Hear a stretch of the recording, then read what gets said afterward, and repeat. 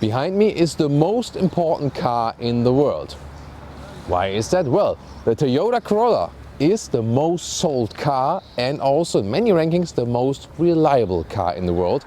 And when they facelift it, it affects millions of car buyers. So we're going to tell you all the details with Thomas and Autogefühl in 4K, full screen, full length. Let's go with this new front here, a sportier front grille and also new headlamps with matrix LED as an option. And you can either get a pure petrol engine for US markets, European markets will be hybrid only. And then you can see here this blue backed Toyota logo indicating that this is the hybrid. A word about number plates, please. Well, I really envy the US states which do not require a front license plate. Just looks so much better on all the vehicles. You can really see the front grille, especially because front grille design has become so, large and impressive and so on. Well, in Europe we always have them in the front, and the European headquarters of Toyota is placed in Belgium, and there they have the red number plates in the front. And I think that just looks weird. So sorry to our Belgian friends, but maybe you think that yourself when you're from Belgium, think like, hey, can't we get like nicer looking number plates in the front? So yeah, red for a front number plate. It's just like in your face, bro. Length is at 4.37 m or 172 inches. The hatch here with a shorter wheelbase than the sedan or the Estate. We have it here in Jupiter blue. I'm soon going to show you an ash gray Estate. Here we have 18-inch wheels as well, so the high trim. Pretty cool styling indeed. It looks already sporty if you even don't have this new GR Sport trim, which will be on the Estate. And the characteristic sign is actually more towards the rear. When you look at it from the side profile, it's shorter in the top part, longer in the rear, maybe like a yacht or a cruise ship, this design detail. In the rear you get these samurai cut tail lamps. There you see that Lexus and Toyota design definitely play together, and it's such a sculptural rear actually. It looks really unique, but the disadvantage is because of this small area right here and the big here, you do lose trunk space. We'll also see that very soon. However, by this tablet area here, you can see that they have this beautiful effect that the Corolla and the hybrid logo actually, they mirror themselves in the vehicle. Very peculiar effect. Yeah, this here is the channel of the details. In this facelift, you now get this sportier contrasting lower bumper as well. Next to the hatch version in the US, for example, while the sedan is being sold, and in Europe we have the Estate, the Touring Sports as the longer model at 4.65 m or 183 inches. So both sedan and Estate are around 30 centimeters or 10 inches approximately longer than the hatch. This here is also the new GR Sport, which is also available for the hatch. And the GR Sport adds more sporty accentuations, for example, this honeycomb style front grille and the lower black accentuations, also 18-inch wheels and also a sportier rear appearance.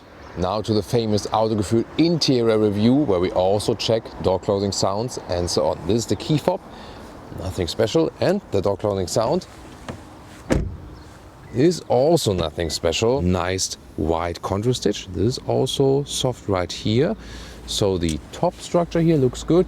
The window levers not that good actually. These nice entry badges right here in the lower part. And then I'm really a fan of these floor mats, with the contrast around that looks like from a super high luxury car. That's still real buttons at the steering wheel, for example for the volume control right here and right side for the cruise control. Take a look at the seats. They're actually pretty spectacular because even in normal trims they are integrated head restraint alike sport seats, so they look pretty fancy. In this case here is fabric on the inside. Base seats will have full fabric. Higher trims here, for example, with leather red on the outside. And these here in Heidelheim also some microfiber at the inside bolsters. Pretty beautiful. Soon also taking a look at the GR Sport seats. In the US you can also get a full leatherette called Softex. GR Sport interior features red contrast stitches. The base seat form is the same, has the sportier seat with integrated head restraint, but you can see here fabric on the inside, leatherette on the outside, bright accentuations and this GR stamped in here at the head restraint. So also a beautiful design for the GR Sport. And red contrast stitches, also a thing here for the GR Sport inside of the steering wheel and the rest of the cockpit, so a little bit more spice with this sporty trim. Seating position, surprisingly comfortable because with 189 or 6'2", to me this is a tiny vehicle, but I sit very, very well in here. Headroom wise, it works. And also this sport seat, actually, it is sporty and comfortable at the same time. So you feel like you would be sitting in a bigger vehicle. So no complaints at all about the comfort. And also because of the fabric surface here, it stays cool in summer, stays warm in winter, and also somewhat breathable. So very satisfied with that. And also with the steering wheel position and so on, manual control in and out, up and down, and also in a very smooth way. So this perceived quality when you sit here in the driver's seat is actually pretty good. Interior cockpit overview, clean layout. I really like the soft touch here at the dashboard with the white contrast stitches. New screens, updated US models get 7-inch and 8-inch. European models here get now full glory. 12.3-inch digital instruments on the left, and on the right side 10.5-inch, and soon more details to all of these. Interesting is that we have still real buttons, for example a volume control on the screen with buttons. Yes, a real climate unit here, easy to turn, also for the vent strength and so on. Really appreciate this easy solution. Software update, you can see here even the car internal GPS is smooth and responsive now. First time we would actually use it in Toyota. That's actually pretty cool. And what's also interesting that you can set the display brightness. I at the moment set the dark mode, but you can also have it automatic. That's the light or the dark mode. Then the CarPlay integration. That one is also wireless. Android Auto would be wired at this moment. And we also have the JBL sound system in here. And this actually delivering a very decent sound for this vehicle, maybe also because of this acoustic area here in the front. And rear view camera, this is also kind of disappointing, bad resolution and also somewhat colorless. These are the digital instruments, pretty clear to read. You also have some adaptive content like this, what you want to see in the middle part, but really? This is the map guidance in the instruments? Not sure if this is going to be helpful in any way. So rather keep it with reading the speed, I guess. CarPlay and Android Auto doesn't show there, by the way. This is just the car internal map, but yeah, again, not really that helpful. And you also get this head-up display. Middle console in the front, inductive charging pad. And then you have here this seat heating, 2 levels, and listen to that. Old school clicking sounds. And then further down below, shifting up to the sports mode, down to the eco mode. So it's also about the throttle input. And then this shifting lever is actually quite cool. It's a real run, old school one. And then listen to that. Yeah, when you do the quarter mile, you would do like this. Yeah, just kidding. Here, this is not D mode. And when you put one more further behind, you're in the B mode. And the B mode is actually when you're going downhill for a longer time, that engine brake is on, that you don't kind of like overcharge the battery in a way. Disappointing in this interior, the cup holders, the material, and also non-adaptive, and also this middle armrest here. It's just loosely attached, and yeah, that is really, I mean, this is a high trim interior, like an XSE in the US. It's called Lounge in Germany, for example. But yeah, the only thing is you have a lot of space here, USB-C charger and 12-volt power supply. And rear seating in the hatch. Remember, the hatch has shorter wheelbase than the sedan or the Estate, and it means, well, headroom is okay. Yeah, I do touch the seating with my hair, but that's fine actually. And also the bench here is long enough and it's actually quite comfortable to sit on. But legroom just does not work. You can see here, I don't fit in here when I'm also driving, and see here this cool, comfortable, sporty-like seats. They are very voluminous and therefore also limit rear legroom. So rear legroom is probably the thing that this vehicle does not have. Now to the trunk here, manual opening, and it's really light hatch. It's actually fun to open it. 360 liters would be 310 liters with the 2-liter hybrid actually. So this one here is a little bit bigger volume-wise. And you have here this sill. It will be different in the Estate version where you have no loading sill. Soon going to show you that. And the length in the hatch is about 75 centimeters, or yeah, between 29 and 30 inches. And the width here between the wheel arches in the where the seats go, it's like more like 95 centimeters, 37 inches. It's just longer here in the very back part. So yeah, it's a small hatch, so you're always somewhat limited in the trunk.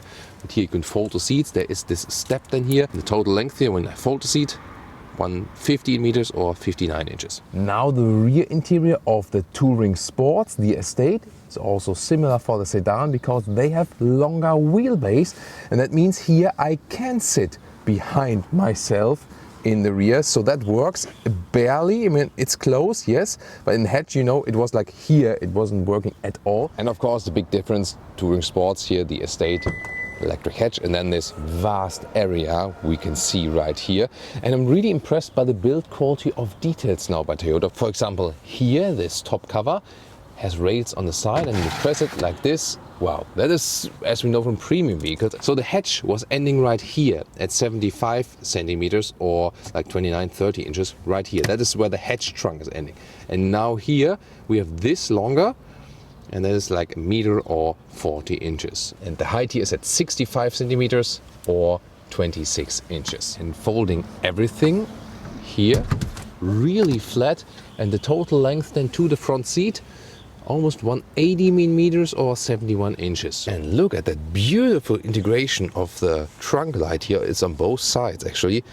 Segmented kind of LED, that's well done. Depending on the market, you also get non-hybrids. For example, the US hatch is pure petrol only, and you get the hybrid with the sedan. But the European market is all about the hybrids now with the Corolla, and major upgrade now the 5th generation hybrid. That means lithium-ion battery now, higher capacity, better performance, at the same time lower consumption, and also more efficiency in the whole system, also for the pure combustion engine part. There are two versions. The 2-liter hybrid has been upgraded and now at 7.5 seconds in the acceleration figure, so half a second quicker. And the 1.8 hybrid, which we have here today, an even more major upgrade, now at 9.2 seconds in the acceleration figure, and that means almost 2 seconds quicker indeed.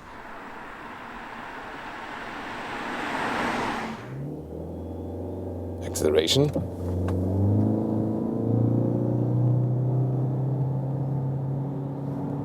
That was 0 to 70 kilometers an hour, and you might have heard that it was not as bad as from the sound if you compare to the previous hybrid gen, this being the 5th gen. So basically you have, especially when you drive normally and so on, lower RPM, less engine noise, at the same time more performance, also because of that new battery and so on. But it sounded not too bad, you know. So they call this here eCVT, but it's not a mechanical old CVT, you know, where you have this, you know, like this cone and you have a, you know, belt running over it, different status. That's like the old CVT mechanical concept, but their eCVT here is working with a planetary gearbox, but is working like a CVT. A very interesting system indeed, and it is definitely smoother now. This was the sport mode. Otherwise, you would normally go to the normal mode, and the throttle input is also normalized. In sport mode, throttle input is a little bit more. Steering-wise, doesn't make a big difference actually. And making use of this hybrid drivetrain is really driving it in a very, very smooth way. So just slightly on the throttle, then maybe going off the throttle, a little bit on the brakes. You use recuperation again. You have these electric moments. This one is not about how far does it go all electric. It's always changing back and forth, and then you can also score a good mileage, and we're talking about fuel consumption later on at the end of the driving part. Here also, when you're going uphill and I accelerate a little bit harder maybe, you hear it is not as noisy as before, and at the same time you've also experienced that especially the 1.8 hybrid is so much quicker than before. It's 1.7 seconds quicker, to be very exact, if you compare it to the previous gen. So upgrades for both engines, also for the 2-liter hybrid, but the upgrade here in the 1.8 is just more significant. That's very interesting. If you talk about which one is more efficient, by the way, the 2-liter engine is more efficient. Why? The combustion engine part is more efficient actually. They get the same battery, the new lithium-ion battery, but the combustion engine part is more efficient with the 2-liter engine, although it is the more powerful one. It just has a higher efficiency factor actually. Very, very interesting aspect as well. But both will score good consumption figures for sure. In general, the driving is super smooth, also from the whole vehicle. Suspension is also doing a good job. The steering is pretty light, but exact and precise, so I also like that. It gives you a good feeling to the vehicle, and these sport seats here, they hold you tight, but at the same time they're comfortable. So although it's a really small car here as hatch, it conveys a feeling already of being somewhat larger and more comfortable, and this will of course even more so count for the sedan and the estate version, which also have a longer wheelbase.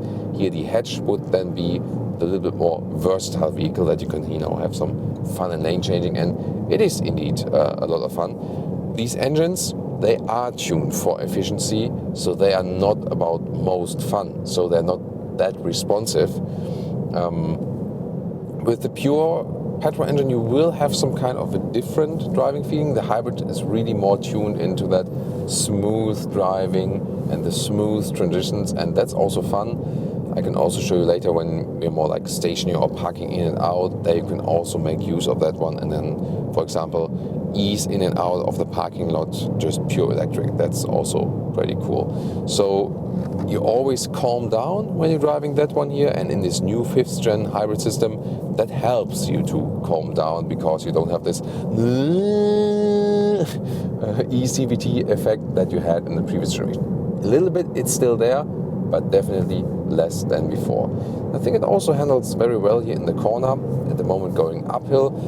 But it's also interesting as for the consumption with the topography changes, because at the end of the day, when you have this hybrid system, you gain back some energy, and topography changes are not bad at all. With normal combustion engines, without any hybrid system, where you cannot gain back energy, every topography change is basically a fuel loss. But here that's definitely different. Once again about this B mode in this shifting selector, this would be really when we're going down on the other side and you're going like an alpine pass down again for like half an hour, and you want to use the engine brakes that the normal brakes don't overheat, and at some point the battery is also full from that recuperation, and then you can't get any more battery energy in that battery, so you would need basically this B mode.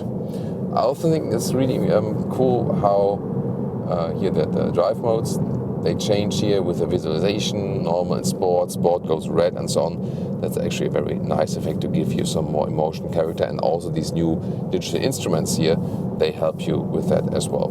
You can also set the cruise control here at the right side, different modes depending on what you want to have. For example, you can also activate the active lane keeping assist. Let's see how that one turns out. Here you can see it follows this slight bend, actually also in a smooth way.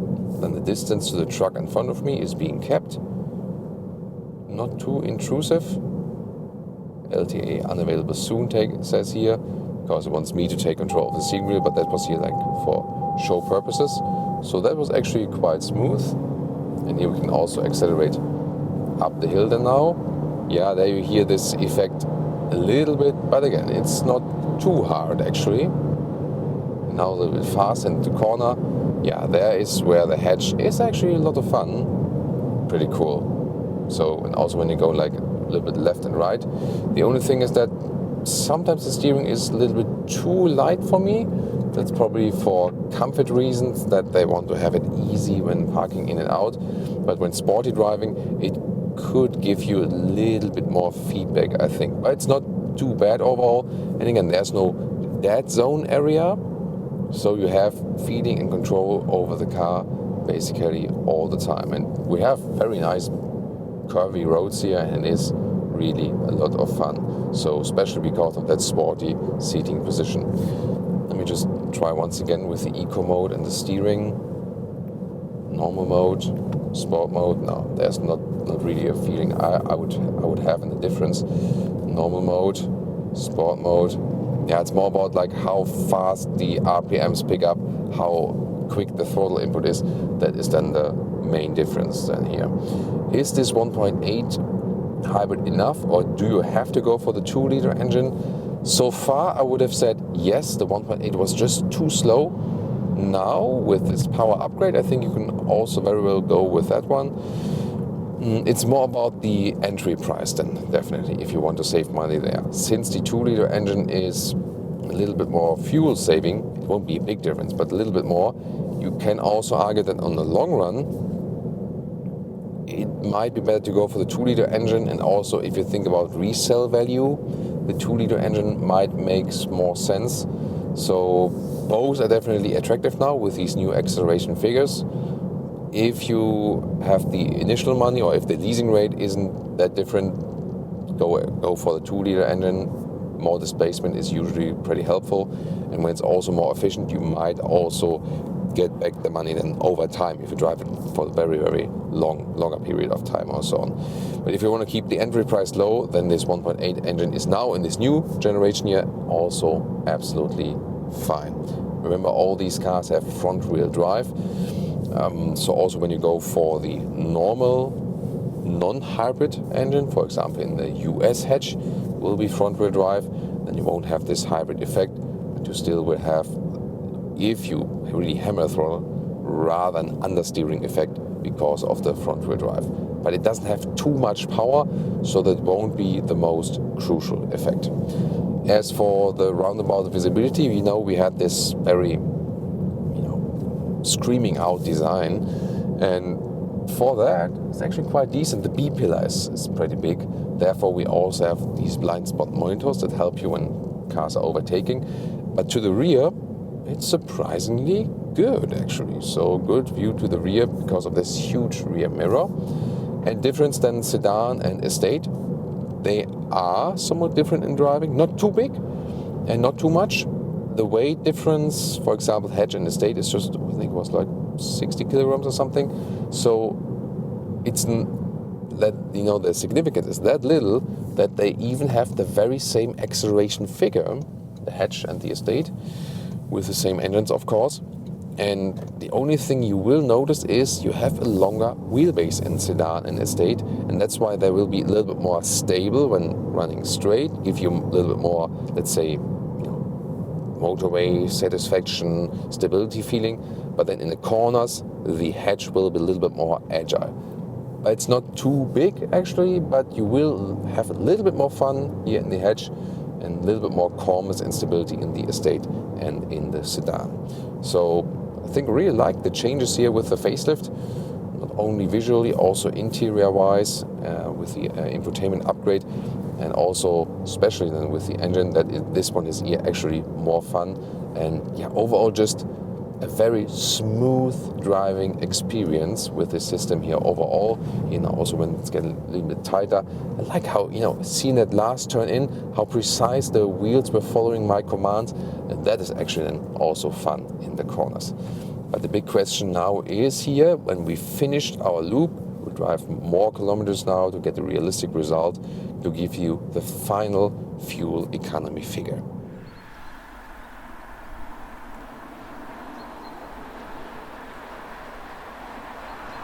So the fuel economy here on our trip, around 5 liters on 100 kilometers, decent result. It's 47 mpg US, 56 mpg UK.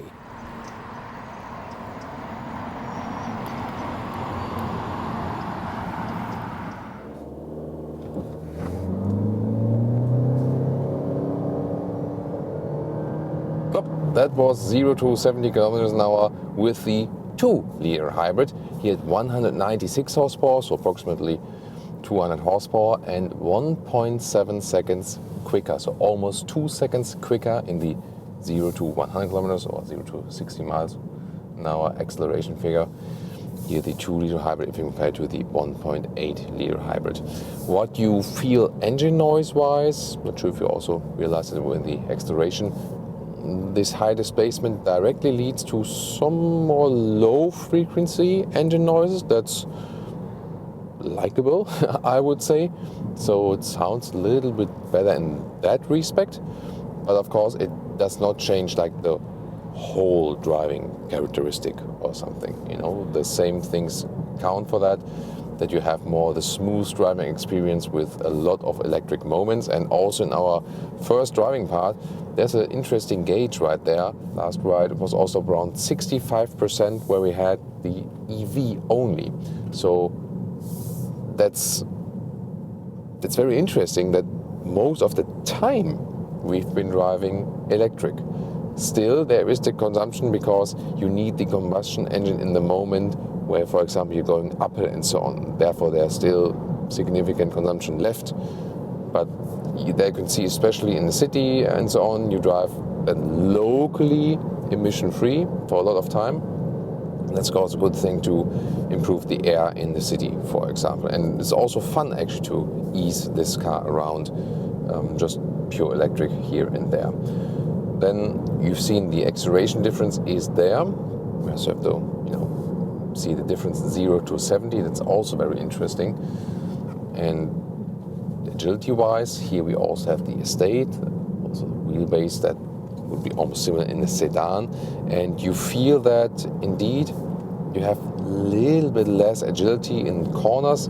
It feels a little bit calmer and more settled on the road. So when going straight, this is a good thing. And in corners, the hatch is a little bit more engaging. But it's also not that I would say, oh, I'm driving a completely different vehicle, but just an iteration of a vehicle. So both are fun to drive. The hatch just a little bit more, and this one here good when you're on the family trip, on the motorway and so on. You have all the luggage inside. But still here, driving the very same corners is a lot of fun. The interior room feel is of course also a little bit different than here with the estate, just because of different acoustics you have from the rear, but also that's not a big difference. Still, sometimes the vehicles in their versions, they have just a different rear overhang, then the driving is more or less identical, but when they have different wheelbase, it always does differ a little bit. Do I really feel that I have the 2-liter engine in here instead of the 1.8? Told you about the sound difference slightly. When you really hammer the throttle, then you do feel a difference. But when you're driving rather slowly, and always set on this smooth hybrid transition experience, then you don't feel too much difference actually. So it's more, do you need a stronger acceleration? Do you drive more on the motorway, for example? Also, do you drive more with car loaded, with many people inside or much luggage? Then the additional horsepower, the strength of that bigger engine might play a role.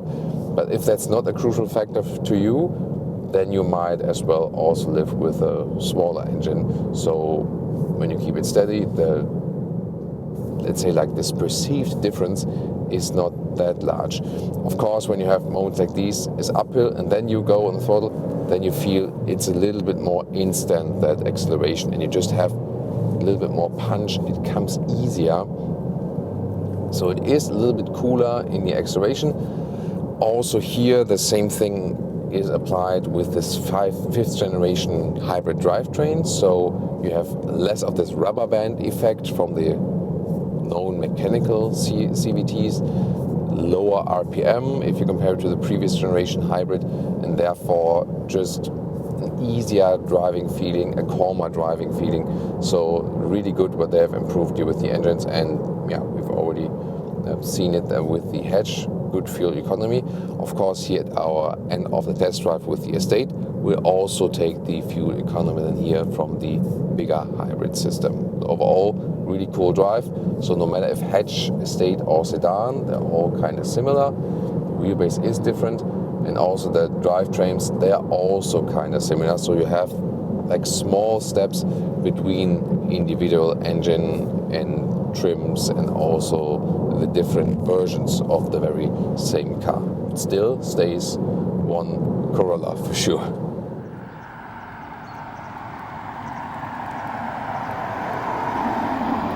We could not replicate the route 100%, but more or less the same consumption here for the 2-liter hybrid, also around 5 liters on 1 kilometers, so 47 mpg US, 56 mpg UK. it will depend then on the profile actually where it is more efficient. So when you have more share of pure combustion driving, then the 2-liter engine will actually be a little bit better, unless you use more of that more horsepower you also have available. So it really depends actually, but more or less both a very, very good consumption figure, as we know from the Toyota hybrids. You can also compare the Honda Civic hybrid or brand internally the Toyota Corolla Cross.